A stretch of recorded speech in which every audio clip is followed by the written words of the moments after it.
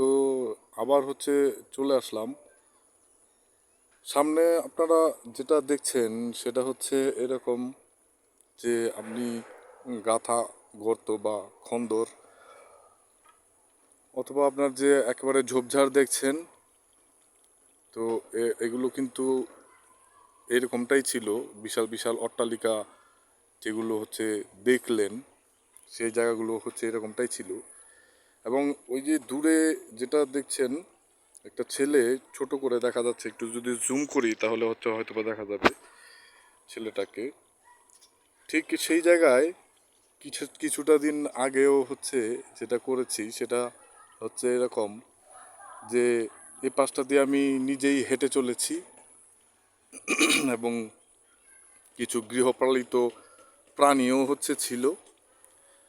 তো সেই সময়টাই ছিল এক রকমের, কিন্তু এখন হয়ে গেছে আরেক রকম। ওই একেবারে যে ছেলেটা যে দাঁড়ানো আছে দেখছেন, ঠিক তার পাশেই একটা সিঁড়ি ঘাটলা যেটাকে আমরা বলি, পুকুরের মধ্যখানে, পুকুরের এক সাইডে থাকে বা মাঝখানে থাকে, তো সেটা ওইখানে ছিল। তো এখন সেটা একেবারে লতা পাতা গুল্মতে একেবারে এটা ঢেকে গেছে। তো এখানে আগে প্রচুর পানি থাকতো, সেটা তো এখন ভরাট করার কারণে সেই পানিটা এখানে নেই।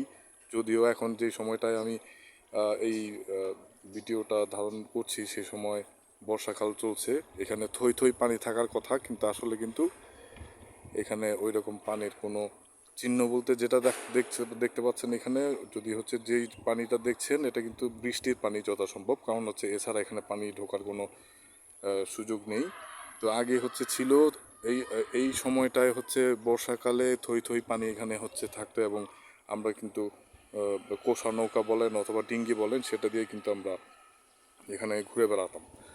তো এই এতটুকু অংশের বিষয়টা একটু বলা ছিল। দেখেন এই এইরকম আগে যেরকম চিরাচরিতভাবে ছিল, ওই রকমটা যেরকমটা দেখলেন, তার পাশেই কিন্তু আমি যে দাঁড়িয়ে যেখান থেকে ভিডিওটা করছি, তো সেখানেই কিন্তু সেখানেই কিন্তু হাতের বামে যদি ক্যামেরাটা একটু ঘুরাই তাহলে আপনারা দেখতে পারবেন এই যে এখানে যেটা 6 মাস আগেও ছিল না, এখানেও নতুন বিল্ডিংয়ের কনস্ট্রাকশনের কাজ এখানে ওনারা চালিয়ে যাচ্ছে। কিন্তু এই ব্যাপারটা। তো এতটুকুই বলা ছিল এই মুহূর্তে।